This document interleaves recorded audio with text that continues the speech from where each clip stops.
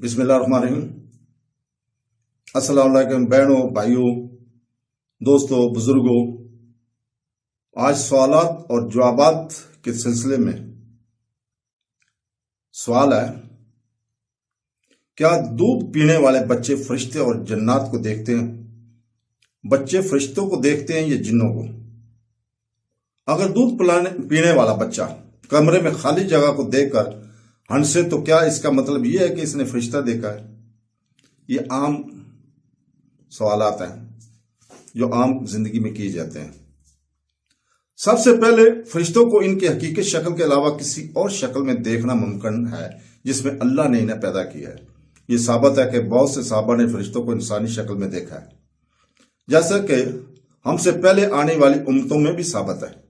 جہاں تک فرشتوں کو ان کی اصلی شکل میں دیکھنے کا تعلق ہے تو اس کے متعلق کوئی روایت نہیں ہے، سوائے ان روایتوں کے جن میں یہ کہا گیا کہ رسول پاک صلی اللہ علیہ وسلم نے جبرائیل علیہ السلام کو 2 مرتبہ دیکھا تھا، اور آپ صلی اللہ علیہ وسلم اس سے حیران رہ گئے تھے، اس کے بڑے سائز کو اور اس کی اصلی شکل میں دیکھ کر۔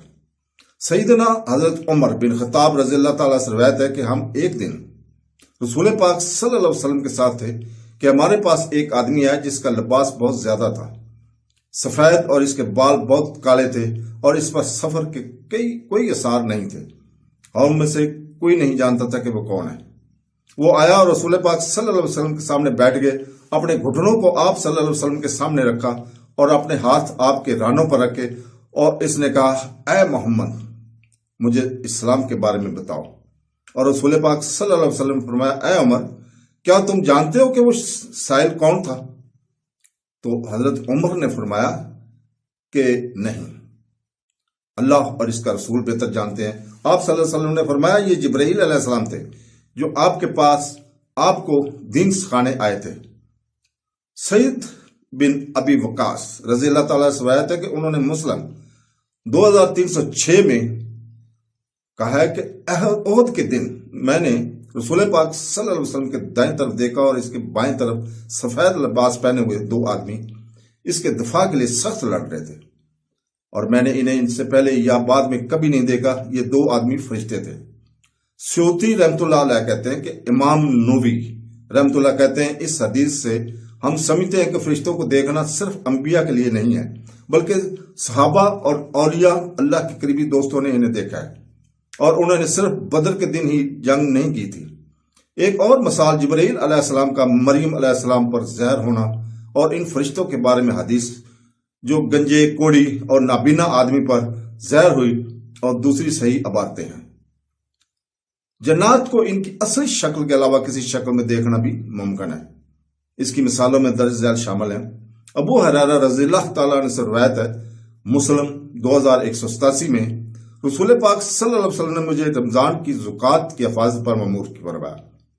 کوئی آیا اور کھانے میں سے کچھ لینے لگا، میں نے اسے پکڑا اور کہا، میں تمہیں رسول پاک صلی اللہ علیہ وسلم کے پاس لے کر جاؤں گا۔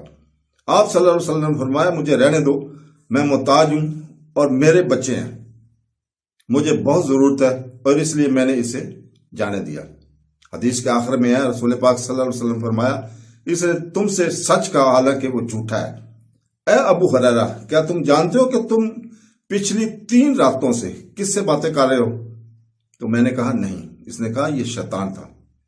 حافظ ابن حجر رحمت اللہ علیہ کہتے ہیں، اس حدیث میں ہمیں جو کچھ معلوم ہوتا ہے وہ یہ ہے کہ شیطان مختلف شکلوں میں ظاہر ہو سکتا ہے، اس لیے اسے دیکھنا ممکن ہے۔ اللہ تعالیٰ کے الفاظ تفسیر، یقیناً وہ تمہیں دیکھتا ہے، وہ اور اس کے قبیلے کو جہاں سے تم انہیں نہیں دیکھتے ہو۔ العارف اس وقت مراد ہے جب وہ اپنی اصلی شکل میں ہو جس کے ساتھ وہ پیدا کیا گیا تھا۔ اس طرح ہم جانتے ہیں کہ فرشتوں اور جنوں کو ان کی اصلی شکل کے علاوہ کسی اور شکل میں دیکھنا ممکن ہے اور ہوتا ہے۔